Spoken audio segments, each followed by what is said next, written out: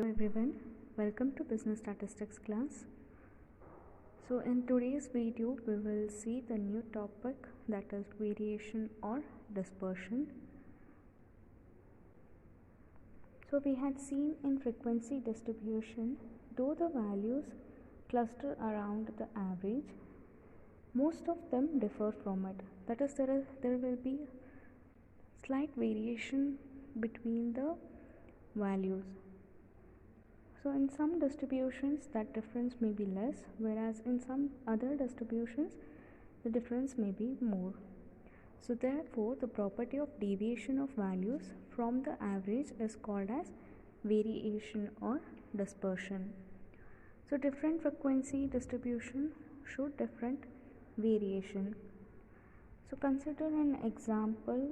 You have a frequency distribution of age of students in a class, and you have a frequency distribution of age of employees working in a factory. So in these two cases the variation is very less in the first frequency distribution, that is in case of students, whereas in case of the employees in a factory the variation is more. The age group may be from 20 years to 60 years. So the employees age has more variation than the age of the students. So age of the students in a class may vary by 1 or 2 years or even in months. So you can see there are different kinds of variations in different types of data. So here is another example, that is you have to compare the measure of dispersion for two data sets. So the data set A has items from 97 to 103, and the data set B has items from 70 to 130. So there are 7 observations in both the data set. So now we are asked to compare this data. So when you calculate the mean for both the cases, the mean is 100. So though the mean is same, you can't conclude about the measure of dispersion. So here let's see the range. So range gives us an idea how spread out the entire data is. So in case of data set A, the range is, that is 103 minus 97, it is 6. Whereas in case of data set B, the range is 130 minus 70, that is 60.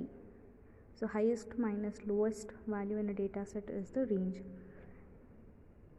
So you can see though the mean is same in both the cases, the range is 6 in one case, that is in data set A, and the range is 60 in the second data set, that is data set B. So to know more about the data, we look into the concept of variation. So similarly, for a given data, you can calculate standard deviations or other measures of dispersions, which we'll be seeing in the further classes. So the degree of variation is indicated by a measure of dispersion. So there are various measures of variation which are commonly used, and they are range, quartile deviation, which is also known as semi-interquartile range, and it is usually denoted by capital QD. The third measure of variation is mean deviation, and the fourth one is standard deviation. So all these measures are termed as an absolute measures of variation. So we'll see what is absolute measure. So there are two types of measures of dispersion. The first one is absolute measure and the second one is relative measure. So all these 4 measures of variation or dispersion comes under absolute measure. So what is absolute measure is? Absolute measure of dispersion are expressed in the unit of variable itself, like kilograms, rupees, centimeters, and marks, percentage, etc. So whenever you're calculating absolute measure of dispersion, it has to be expressed in the unit of the variable of that data set. So relative measure of a dispersion are obtained as ratios or percentages of the average. So these are also known as coefficient of dispersion. These are pure numbers or percentages totally independent of units of measurements. So in absolute measure, the units are very important. They are expressed in terms of unit of the variable, whereas in relative measure, they are obtained as the ratios or percentages, and it is also known as concept coefficient of dispersion, and these are pure numbers or percentages, and they are independent of units of measurements. So this is important to remember, that is, they are independent of units. So the relative measures which are associated with the above mentioned absolute measures are coefficient of range, coefficient of quartile deviation, coefficient of mean deviation, and coefficient of variation. So there are certain characteristics that a measure of dispersion should have. That is, it should be easy and simple to understand. It should be based on all the observations of the series. It should be rigidly defined. It should not be affected by the extreme values. It should be stable, and it should be capable for further mathematical treatment and statistical analysis. So now let's see the first measure of variation or dispersion, that is range. So range is the difference between the highest and the lowest values in the data. So if h is the highest value and L is the lowest value in the data, then the range of variation is h minus L, and R represents the range. So the formula is h minus L, that is highest value minus lowest value. So this is the formula for absolute measure. So for relative measure, which is used for comparison purpose, so it is known as coefficient of range. So the relative measure of range is known as coefficient of range, and the formula is h minus L divided by h plus L. So this is the ratio of highest value minus lowest value to the highest value plus the lowest value. So there are certain merits and demerits. The merit is range is the simplest method of measures of variation, so it is very easy to calculate and simple to understand. So no special knowledge is needed while calculating the range, and it takes least time for computation, and it provides a broad picture of the data at glance. So you can see it is very simple formula, that is highest value minus lowest value, which can be done just by looking into the data, and you can just calculate it orally without even using calculators. So it is very simple and it takes less time to compute. So there are certain demerits. So it is a crude measure because it is only based on two extreme values, that is highest and the lowest. It cannot be calculated in case of open-end series, and range is significantly affected by fluctuations of sampling, that it varies widely from sample to sample. So open-end series is a data where either the lower limit of the first class interval or the upper limit of the last class interval will be missing. So in such cases, range cannot be calculated.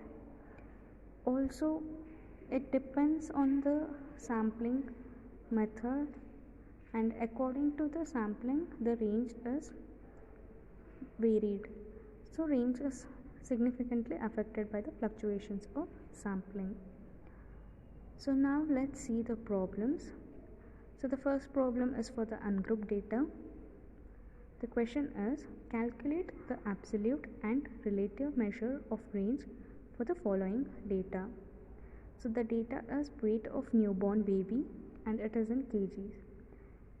The values are 2.4, 1.8, 2, 2.6, 3.1, 1.9, 3.5 and 2.7. So here the weights of newborn baby are given. So check for the value that is the highest among these. So here you can see 3.5 is the highest value and 1.8 is your lowest value. So once you know the highest value and the lowest value, the formula is R is equal to H minus L, that is 3.5 minus 1.8. Therefore the range is 1.7 kg. So here the unit is very important because it is an absolute measure. So now let's see the relative measure, that is the coefficient of range. The formula is H minus L upon H plus L. So 1.7, that is we have already obtained. So 1.7 upon 5.3. Therefore the value of coefficient of range is 0.3207.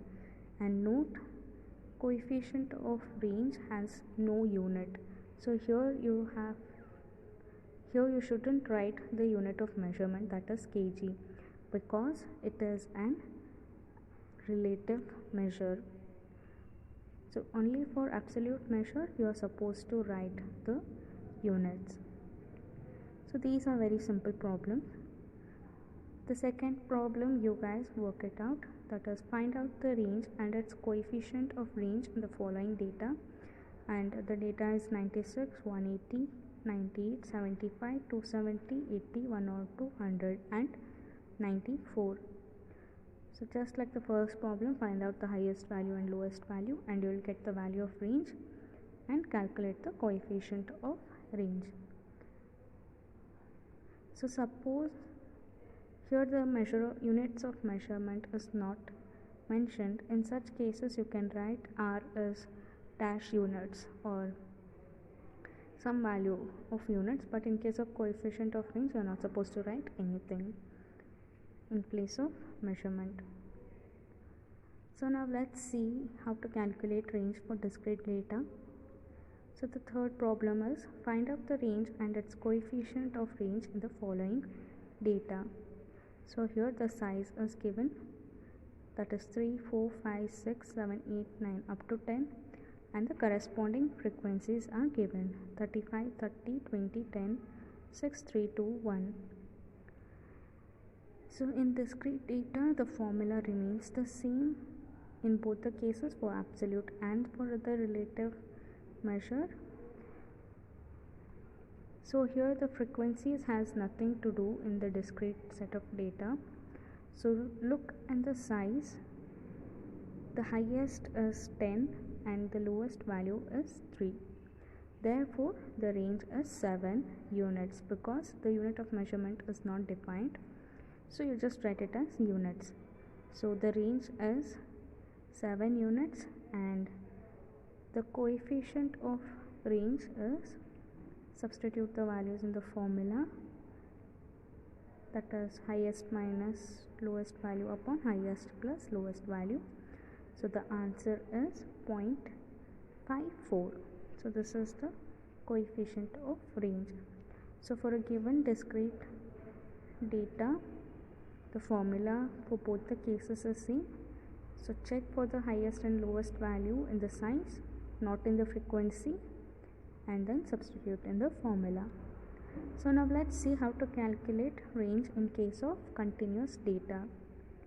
So the fourth question is calculate the absolute and relative measure of range for the following data. So here the class interval is 80 to 82, 82 to 84, 84 to 86, 86 to 88 and 88 to 90. And the frequencies are 2, 8, 10, 6 and 4. So even in the continuous case the formula remains the same, that is the highest value minus lowest value. So check for the value of upper limit of the last class interval and the lower limit of the first class interval. So this is your H and 80 is your L, that is the lowest value. So the lower limit of the first class is your lowest value and the upper limit of the last class is the highest value. Therefore the range is 90 minus 80, that is 10 units. So the coefficient of range is 10 upon 170, that is 90 plus 80 is 170. So 10 divided by 170 is 0.0588. So the coefficient of range is 0.0588. So in all the three cases the formula remains the same. And note that if the data is of inclusive type, then it has to be converted to exclusive type and then you have to calculate the range and the coefficient of range.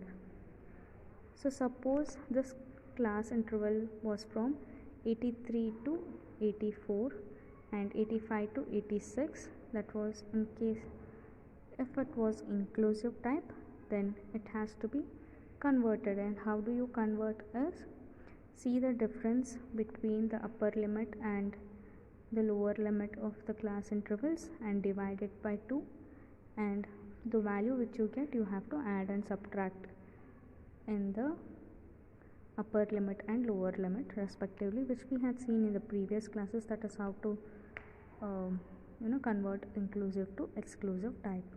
So after converting, and then you have to find out the range in the usual manner. So this is an important note. So this is all about range. So now let's see the next measure of dispersion, that is quartile deviation. So as range is based on only the extreme values, it is highly affected by abnormal values. So to overcome this drawback, quartile deviation is used.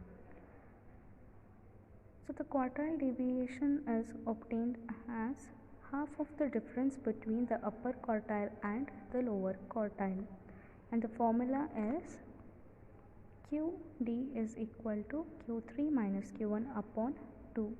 So in the previous class we had seen how to calculate upper quartile, lower quartile or median, that is partition values. So the quartile deviation is Q3 minus Q1 upon 2, where Q3 is the upper quartile and Q1 is the lower quartile. And the relative measure of variation based on the quartiles is the coefficient of quartile deviation, and the formula is Q3 minus Q1 upon Q3 plus Q1. So this 3 and 1 are supposed to be the suffix. So now the merits and demerits of quartile deviation are: quartile deviation is easy and simple to calculate and understand. It can be used even in the case of open-end distribution, and it is less affected by extreme values. So it is a superior to range, and it is more useful when the dispersion of the middle 50% is to be computed. So the demerits are: it is not based on all the observations, it is not capable of further algebraic treatment or statistical analysis, it is affected considerably by fluctuations of sampling, it is not regarded as a very reliable measure of dispersion because it ignores 50% of observations. So now let's see the problems of quartile deviation. So the first problem is for the raw data, and the question is: calculate the absolute and relative measures of range for the following data. So here income in rupees is given: 2,800, 4,300, 2,500, 6,000 and 5,300. So as we had seen in the partition values, follow the similar steps. So the first step would be arrange the data. So after arranging the data, use the formula to calculate Q1 and Q3, which is required in the quartile deviation. So here n is 5. The formula for calculating Q1 is n plus 1 upon 4th value in the array. So here we'll get 6 upon 4, which is nothing but 1.5th value in the array. So even we had seen how to calculate these type of data, that is first value plus 0.5 into second value minus the first value, because 1.5 lies between the second and the first value. So check for the first value in the data, that is 2500 plus 0.5 into second value is 2800 and the first value is 2500, and simplify this data. So therefore Q1 is 2650 rupees. So similarly use the formula of Q3, that is 3 times of n plus 1 upon 4th value in the array. So n plus 1 upon 4 is 1.5, so 1.5 into 3 is 4.5, so 4.5th value in the array. So you'll get the answer as 5650 rupees. So from the given data we have obtained the Q1 and Q3 values. So now let's substitute these values in the formula of quartile deviation. So the formula is Q3 minus Q1 upon 2. So 5650 minus 2650 whole divided by 2, and the answer is 1500 rupees. So this is an absolute measure, so the unit of measurement has to be written, that is rupees over here. So now let's calculate the relative measure, that is coefficient of quartile deviation. The formula is Q3 minus Q1 upon Q3 plus Q1. So substitute the values and then simplify. So you get the value of coefficient of quartile deviation as 0.3614. So this is how you calculate quartile deviation for raw data. Let's see another example for raw data. So the question is, for the following data find the quartile deviation and the coefficient of quartile deviation. So here the data is number of apples per basket.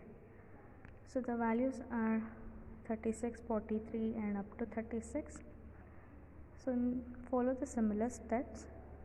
So the first step is to arrange the data, and here there are 12 values. So that is small n is 12. So let's obtain the lower quartile, that is Q1, and the formula is n plus 1 upon 4th value in the array. So that is 13 upon 4, so you'll get it as 3.25, and solve it in the similar way, that is third value plus 0.25 into 4th value minus third value. Check for the third value, that is 32 plus 0.25 into 35 minus 32. So the lower quartile, that is Q1, is 32.75. Now let's calculate the upper quartile, and the formula is 3 times of n plus 1 upon 4. It is 3.25 into 3, so the value is 9.75. So check for the 9th and 10th value and find out the 9.75th value. Therefore the Q3 is 37.75. Now let's substitute these values in the quartile deviation formula. Here Q3 is 37.75 minus 32.75 whole divided by 2. So the quartile deviation is 2.5 apples per basket. So here the unit of measurement is apples per basket. Now substituting the values in the formula of coefficient of quartile deviation, So the answer is 0.0709. So this is how you calculate quartile deviation in case of raw data. Now let's see in case of discrete data. The question is, for the following data, find the quartile deviation and the coefficient of quartile deviation. So here the values are wages in rupees and number of workers are given as frequency. So the wages are from 40, 45 up to 70, and the number of workers are 9, 22 up to 5. So similarly calculate Q1 and Q3 as we had seen in the previous class of partition values for discrete case. So the first step would be finding the LCF, that is, keep the first frequency as it is and go on adding the succeeding frequencies. So 9 plus 22 is 31, 31 plus 26 is 57. So similarly calculate the LCF all the remaining, and here capital N is 101. So now let's calculate the quartile, upper quartile and the lower quartile. So the formula in case of discrete distribution for lower quartile is capital N plus 1 upon 4th value in the LCF. So here N is 101, so 102 upon 4 is 25.5 value in the LCF. So check for the value that is equal to or just greater than 25.5. So the answer for that is 31. So the corresponding value is 45. So therefore your Q1 is 45 rupees. So similarly use the formula for upper quartile in case of discrete distribution, that is 3 times of capital N plus 1 upon 4th value in the LCF, that is 76.5th value in the LCF, which is nothing but 60. So your 88 is greater than 76.5. So therefore your Q3 is 60 rupees and Q1 is 45 rupees. So once you get the Q1 and Q3, you have to just substitute it in the formula. So quartile deviation is Q3 minus Q1 upon 2, that is 60 minus 45 upon 2. Therefore 7.5 rupees is the quartile deviation. So substitute the values in the formula of coefficient of quartile deviation, that is Q3 minus Q1 upon Q3 plus Q1. So after simplifying, the answer is 0.1428. So this is how you calculate quartile deviation and relative measure of quartile deviation in case of discrete distribution. So the first step would be to find out the LCF, and first you have to check whether the data is in an array or not. So if it is in the array, then find out the LCF and use the formulas to calculate the lower quartile and the upper quartile, and after that you substitute the obtained values. So let's see another example for discrete case. So the fourth question is, for the following data, find the quartile deviation and the coefficient of quartile deviation. So here the data is marks, which runs from 30 to 60, and the frequency is number of students. So here the data is already in an array. So the first step would be to find out the LCF. So here capital N is 99 and find out the LCF. And now let's see the Q1 and Q3 values. So Q1 is capital N plus 1 upon 4th value in the LCF, that is 100 divided by 4 is 25. So check for the value in the LCF that is equal to or greater than 25, which is 32. So the corresponding value of marks will be your Q1, which is 40. So Q1 is 40. Now similarly check for Q3, that is 75th value in the LCF, that is 3 times of 25 is 75. So check for the value that is equal to or greater than 75 in the LCF. So here we have 75 in LCF, therefore the corresponding value of 75 will be your Q3. Therefore Q3 is 50 marks. So once you get Q1 and Q3, just substitute it in the formulas.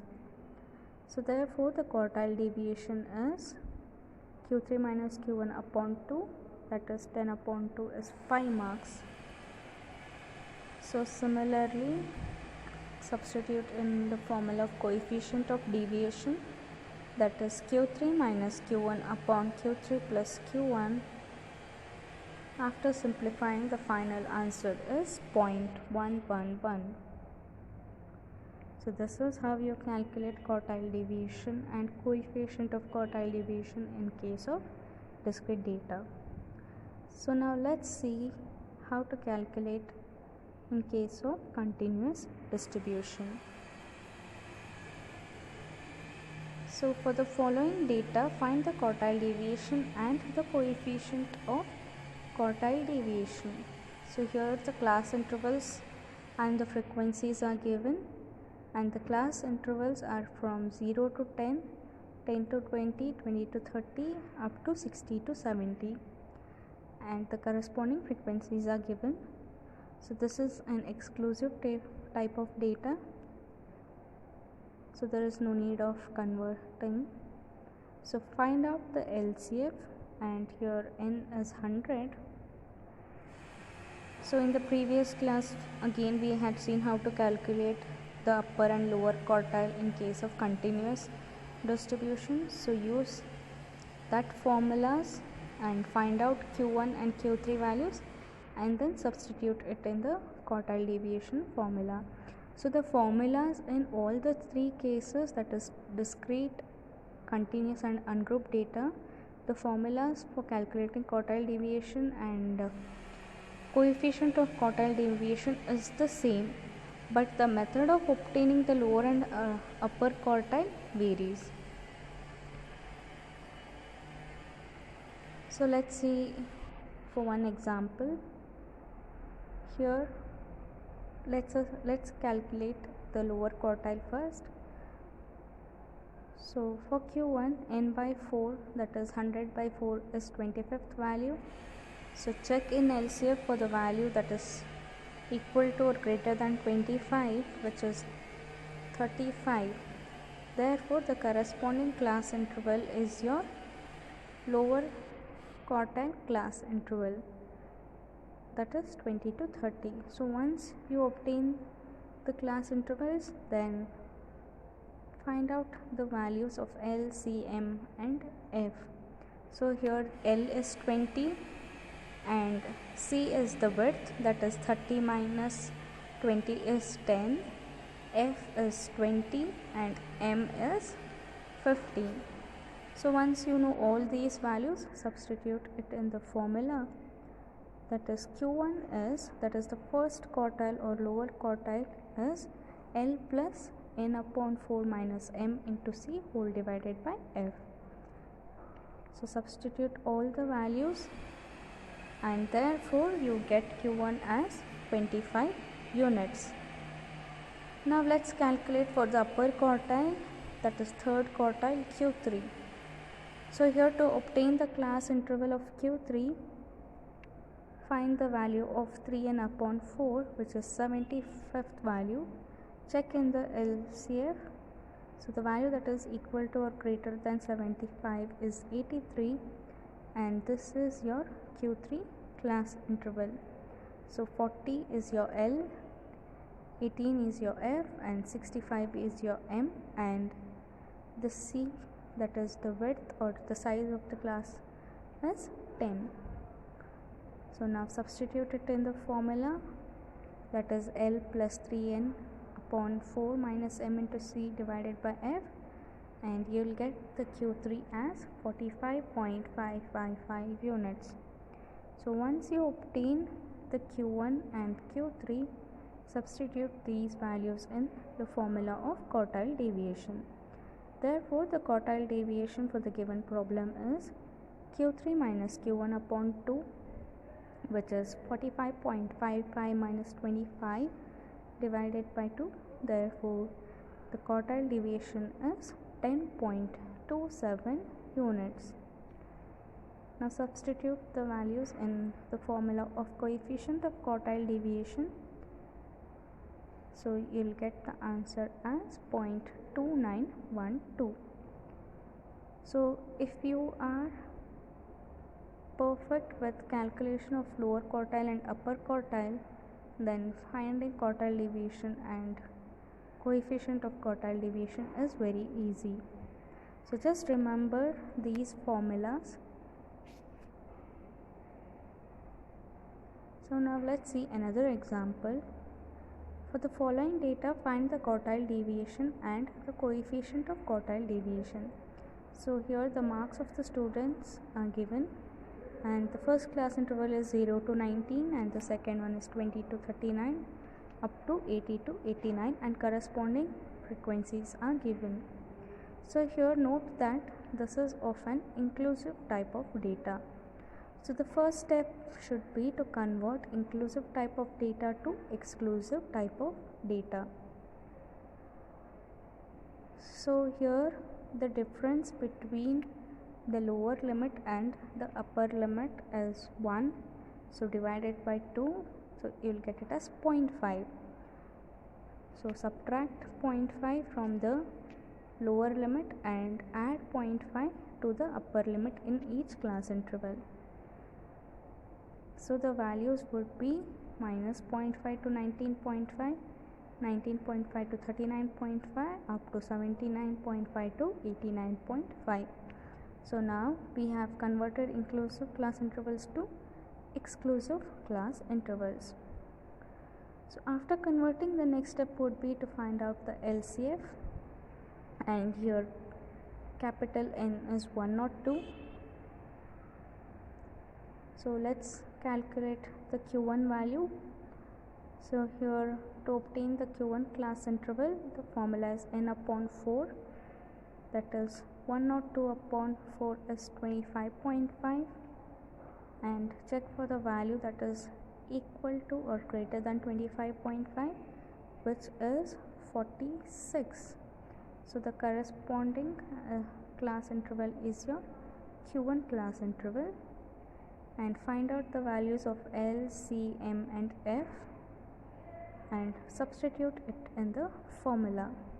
So therefore you will get the Q1, that is lower quartile, as 26.274 marks. And to obtain the class interval of Q3, the formula is 3n upon 4, that is 76.5. Check for the value in the LCF, that is 80, and the corresponding value is your Q3 class interval, and then find out the values of L, C, M and F and then substitute it in the formula.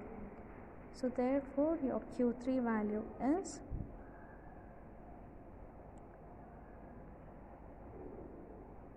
57.167 marks. So use the formula for continuous case to obtain the upper quartile and substitute the values. So once you get Q3 and Q1 value, substitute it in the formula of quartile deviation. So the answer is 57.167 minus 26.274 divided by 2. Therefore the quartile deviation is 15.4465 marks. So here the unit of measurement is marks. So quartile deviation is an absolute measure, so you have to mention the unit. So substitute the values in the coefficient of quartile deviation, and the answer is 0.3702. So this is how you calculate quartile deviation in case of continuous data. The next example is In a frequency distribution of age of grooms, the sum of the upper and the lower quartile is 44 years, their difference is 6 years, find the coefficient of quartile deviation. So this is a very simple problem. So they have already mentioned or given the value of Q3 plus Q1, that is the sum of the upper and the lower quartile is nothing but your Q3 plus Q1 value, and the difference is nothing but the value of Q3 minus Q1, and they have asked to find out the value of coefficient of quartile deviation. So substitute it in the formula, that is Q3 minus Q1 upon Q3 plus Q1. So 6 divided by 44, it is 0.1364. So unit of measurement should not be written because it is a relative measure. So if they had asked to find out quartile deviation, so 6 Q3 minus Q1 is given, that is 6, divide it by 2, that is 3 years. So this is a 2 marks question. So today in this video we had seen about the concept of variation or dispersion, what is absolute measure or relative measure, and measures of variation or dispersion, and we had seen the characteristics of a good measure of dispersion.